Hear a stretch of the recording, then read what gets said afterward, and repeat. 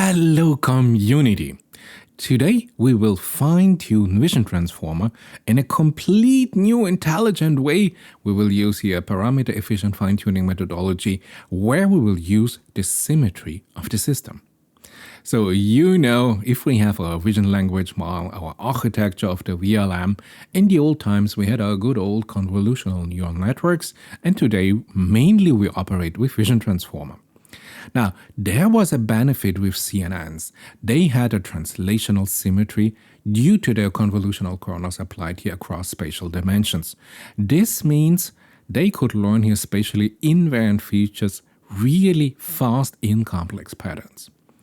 However, our new transformer architecture, they have a lack of spatial symmetry because they have only their self-attention, and this allows here for global receptive fields right from the first layer, but we are missing here on the symmetry operations. So here you have it again, CNN, beautiful, this translation invariance. They have built-in spatial symmetries that we love to have, but unfortunately our transformers only have a self-attention mechanism. So the task is rather easy. Now we just have to be clever that we can integrate here this symmetry into our vision transformer, especially for the fine-tuning. Now, if you have seen here the last video where I showed you inside the vision language model, a new research by University of Berkeley about task vectors emerge here, and they emerge here in a common vector space. And I was talking to you here about visual in-context learning example as a prompt structure where we had a visual, an image here, and a text. And we found out, Berkeley found out that the embedding happens here in a common vector space. Now let's use this knowledge and think about here our visual prompt now. And I know you think visual prompt engineering, oh no, we go the next step. We go visual prompt coding. So why? Because we want to find new mathematical representation of these visual elements in our visual prompt, but we want to be able to embed them in this common high-dimensional vector space so that we have mathematical operations we can apply in this mathematical space, utilizing here inherent symmetries. So this is the simple task for today's video. And you might say, hey, that's simple, no? We just add some information here to the visual prompt. This is our visual prompt here from UC Berkeley, for example. We have images and text and another image and another text, no? Or textual instruction or textual ICL examples. Yeah, but what information can we add? So we have to be a little bit more clever than this. And now let's think about it. Let's have a simple mathematical function. We have a sinus, we have a cosinus, and we have some exponential functions. And now what we do, this is a combination of sinusoidal function in x and y, and we modulate it here by what we call a Gaussian envelope. So if we visualize this now, we have a wave-like pattern that gradually fades as it moves away from the center, thereby simulating both a periodic and a decaying component here in this complex function. Let's have a look at this. This here is our spatial domain representation that normally we would have in our visual prompt, no? But you see that there are symmetries hidden in the spatial domain. So what we do, I don't know, you know from school, no? Fourier transformation here of complex functions. Now, Fast Fourier Transformation. This captures now the primary frequencies and orientations of these sinusoidal components, showing here symmetric bright spots around the center, and then we have smoother spread out regions indicating here the Gaussian decay. And you say, is it complicated to calculate? No, we have all the mathematical libraries already in place, SciPy, everything. This is all that we need. Look. And if we execute this simple code, and yes, here we have our complex function that I just showed you here at the beginning. Look, this is what we get. And you might say, hey, that's cool. So you mean if I switch now from the spatial domain representation of this complex function to a frequency domain where I utilize here the Fast Fourier transformation, I get this, and I immediately see, if you want, reduced symmetric representation. And I know what you have, what you want to know. You have the question, hey, Is it possible to generate here an inverse fast Fourier transform so that we can have this and recreate the original spatial domain, the representation? Yes, of course. And this is the beauty we're going to utilize. So, integrating now our fast Fourier transform derived information into our visual prompts for our vision transformer architecture offers now a beautiful way to enhance the model's perception of complex patterns, or the shapes and the texture that we have in our images, by providing now here explicitly the frequency-based features in the frequency presentation. So the symmetry that we have and the edge information that we generate out of this fast Fourier transformation can benefit now the visual prompt engineering, particular for our vision transformers. Because what we achieve, we can enhance the shape and the symmetry recognition of our vision transformers. We can enhance here the edge detection, and we have better texture detail representation. We have a better generalization across the domains with different pattern structures, I'll show you in a minute.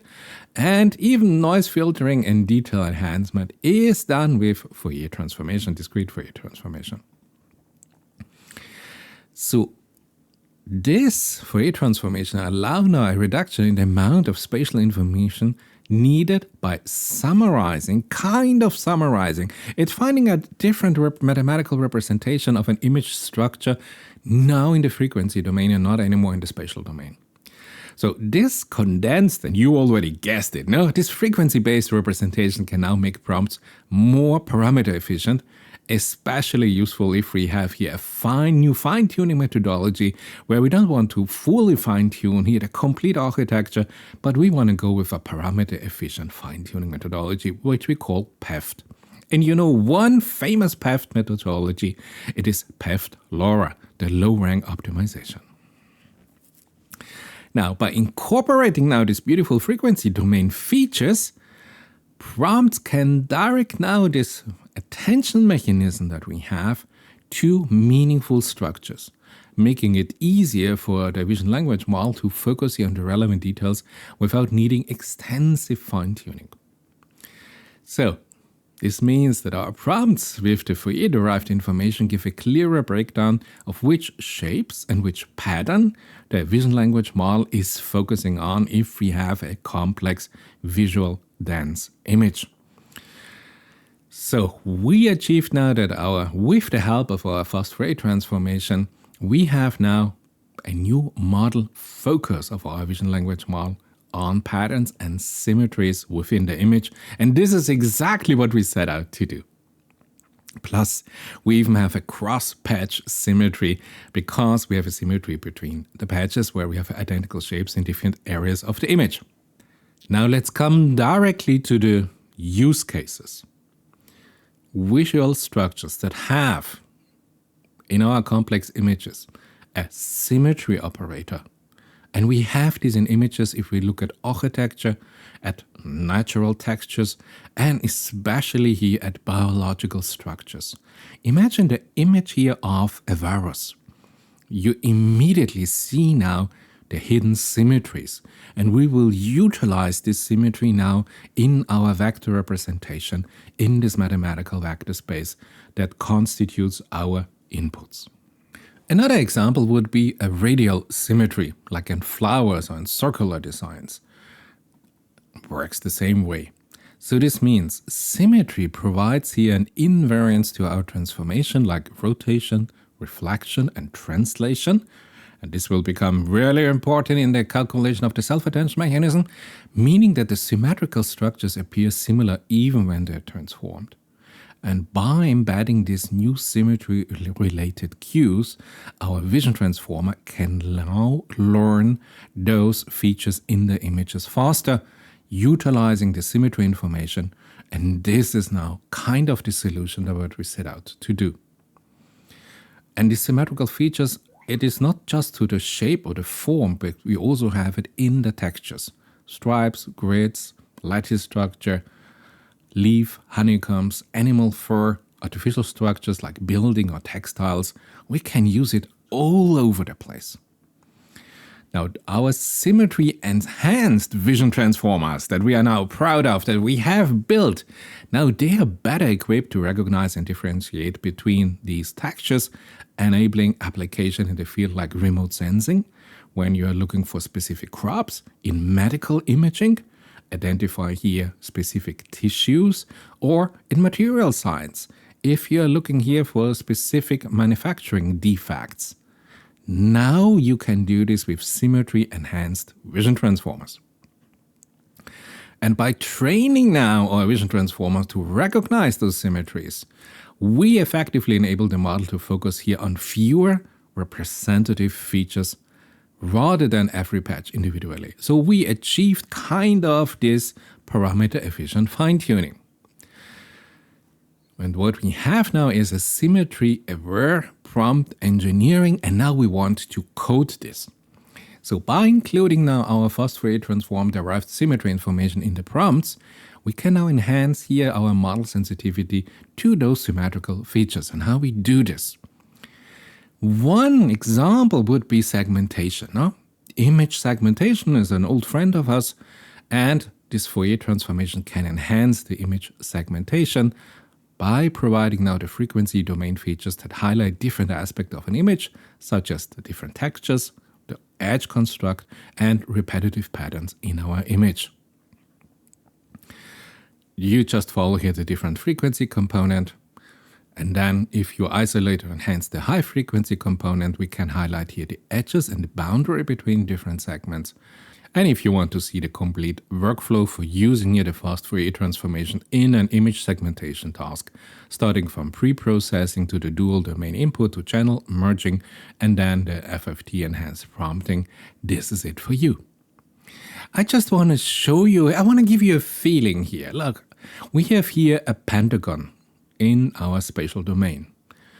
And now we have a little code, and we want to see here the representation of this geometric figure here in the frequency domain. Look at the beauty of this Fast Fourier transformed frequency domain image. Or look at this. If we have here in the spatial domain 3 circles in a diagonal, the information hidden in the frequency domain can be so helpful to understand what is going on and to focus on what particular parts in the image if you just do some simple calculations. So there we have it, more or less, no? You know, for example, here our PEFT-LOR methodology that maybe you also use. And now we have here a PEFT new methodology for the visual prompt optimization. So let's introduce here by a beautiful research study I'm going to show you in a minute here our visual Fourier Prompt Tuning methodology. And we use this now as a parameter-efficient fine-tuning method, a PEFT method, for adapting our large-scale transformer-based architectural models in the context of computer vision, a vision language model. And you guessed it, the core concept is, of course, to integrate here the Fast Fourier transformation into our visual prompt tuning. So we have added now additional information in our prompt. We do not have only the spatial information, but we added here information about the symmetric features of our image done here in the frequency domain information piece that we add to the prompt. So there we have it, a short summary.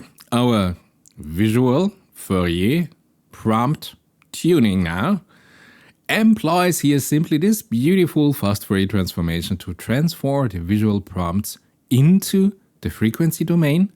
So we add symmetry information here, enriching thereby the embeddings with the complementary symmetry information.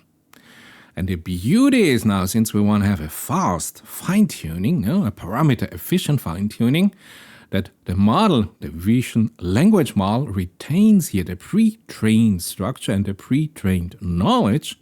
And in the fine-tuning exercise now, we only modify here the prompt embeddings, ensuring that the remaining elements here of our vision language model architecture remain unchanged. And how we do this? We use frozen layers. So therefore, we have now a new PEFT methodology. So to our known LoRa, low-rank adaptation PEFT methodology, Now we add for the visual prompt optimization the Fourier transformation. Now, just to show you, this is not happening suddenly, but it is based on a lot of research. And I don't know if you're familiar with this. I like this one, Fourier Prompt Tuning for Modality Incomplete Scene Segmentation by Mercedes-Benz is here contributing here from April 2024.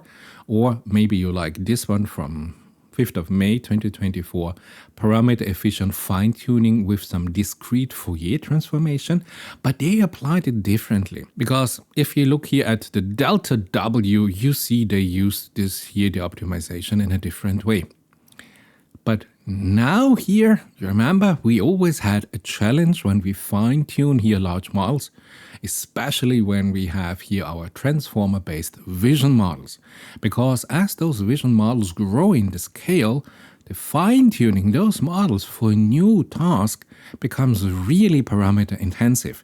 So this means we have a lot of computer infrastructure, hundreds of GPUs in a cluster, plus it costs us quite a lot of money.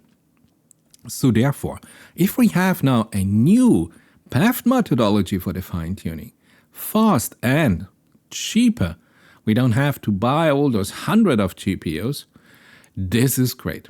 But unfortunately, the PEFT methodology for vision transformers up until now suffer from a problem. And the problem is a performance degradation when there's a substantial disparity between the pre-training datasets and your fine-tuning datasets. So this means if the image dataset of the pre-training that was done by global corporation like OpenAI or Microsoft or Google, if they had really different dataset, different images, different content, and now you come with your fine-tuning datasets, and those were not really coherent dataset of the pre-training that you might not be aware of what material Google or OpenAI used. And now you come with your fine-tuning data, we have a strong performance degradation of the model. But now with this new PEFT methodology, and this is the beauty, they are trying here to fight against this problem. Now, you understand that the problem we encountered this problem also at LoRa. We talked about in this video where I showed you the spectral secrets here. This was here on a large language model of LoRa versus a complete full fine-tuning of the LLM. And we talked about the differences, and the same problem emerged here with the LoRa PEFT methodology. But with this new visual Fourier Prompt Tuning methodology that incorporates now the Fast Fourier Transform into the prompt embeddings, please notice the prompt embeddings, we have now a chance to have almost no problem at all, no performance degradation if we do it right. The beauty is also we can apply this Fast Fourier transformation, as the authors of the studies did, only to a subset of the prompt embeddings.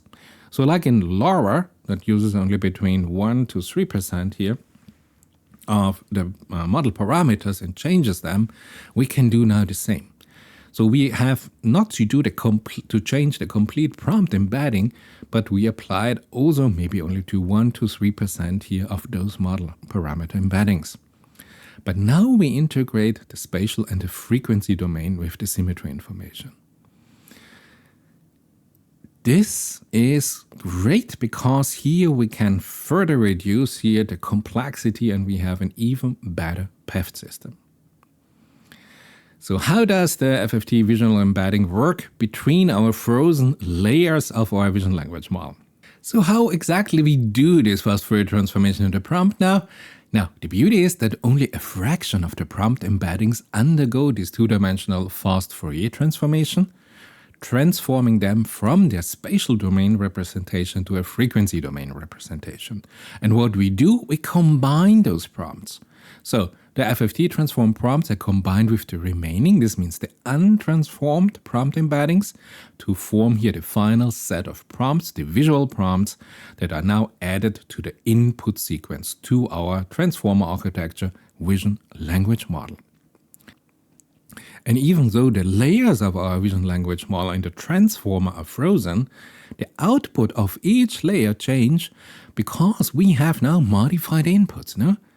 So the model adapts to the new task, the new fine-tuning task with our fine-tuning dataset by updating only the prompts, which of course influence the self-attention mechanism to focus here on relevant features. Therefore, this new methodology achieves now a better performance without altering the model architecture or the weight structure, relying purely on prompt updates. If you want to have a quick refresh here of our formula, here we are. But in summary, the mathematical perspective is rather easy. Those FFT transform prompts are also, and this is the beauty, real valued vectors. So we are now operating in the same mathematical vector space, and we just add vectors to the input sequence. That are also vectors, of course, in a high-dimensional vector space. So, therefore, we are absolutely coherent. We are compatible in our vector representation, and therefore we do not violate any assumption or requirements for the model computation given here the self-attention mechanism. So this means our vision language model now computes here the query, the key, and the value matrix tensor structure using the same weight matrices of the model because the layers are frozen. So the only difference now is the content of the input embeddings, but not the way they are processed here with the model weights. So show you here from the publication a very simplified idea. So here we have in our transformer architecture here the different layers. They are frozen here in this frozen ice crystal, and what we do here, what we tune here with the fire here, we go here and we go here between the layers to the input embedding here of our visual prompts. And as you can see, we have a two-dimensional fast Fourier transformation in partial prompts, because I told you for PEFT we only do a little bit of all available prompts, and we end up with visual Fourier prompts that have this additional frequency information about hidden symmetries now integrated in the visual prompt. Great. Yeah, I should maybe show you the study that I'm talking here about now. So this is the study, November 2nd, 2024, visual Fourier Prompt Tuning by Rochester Institute of Technology, University of Missouri, Kansas City, Meta, University of Rochester, Virginia Tech, and University of California, LA. Those researchers had this brilliant idea to optimize here our visual prompt for our vision language model, and they did not only go here with a pure prompt tuning exercise, but as you can see, they thought about, hey, what we can do, we can integrate this mechanism rather easy, just some lines of code, into the architecture itself. Because if during the fine-tuning the layers are frozen and the weight structures, the tensors are frozen, we can do this mathematical operation. So incoming is a visual prompt, and this is simply here a compute module that does here in a very simple way, and I showed you the code multiple times, add here the frequency information. So we go from a visual prompt here to a visual Fourier prompt. So we don't have to change the complete architecture of the layers or anything, nothing at all. We just put in here our little compute engines for the fast Fourier transformation, and only on some of the input embeddings that run between our layers. And this is all that we need to do.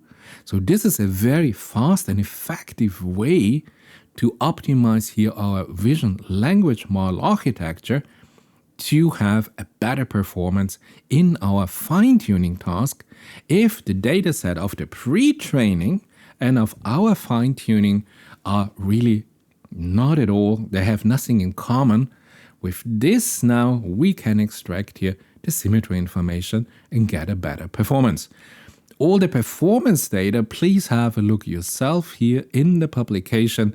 They have pages and pages and pages here of benchmark data whatever is your benchmark, whatever is your job that you want to use this, just have a look. If you say, yeah, this is a improvement that I want to invest my time and my money in, but this is a beautiful study, a beautiful idea and implementation here of a visual prompt structure that we can inject now into the architecture of our visual language model, or we just use it here on the level of prompt tuning, prompt engineering, or prompt coding. What is the summary? This new methodology, since we only modify the representation of our visual prompts within the layers, now by adding the frequency domain transformation, as I showed you by FFT, it does not necessitate here any new adapters we have to put on top of our architecture, no complex reparameterization modules, and no changes to the original backbone structure of the model of our architecture. We are only working, if you want here, between the layers for some of the input embeddings. And this is here the inherent structure, looking at what visual information is available, especially here looking for symmetry operators that we can use and apply here between the frozen layers here in our fine-tuning process to have a better performant vision language model. I hope you enjoyed it. I hope it was informative, and it would be great to see you in my next video.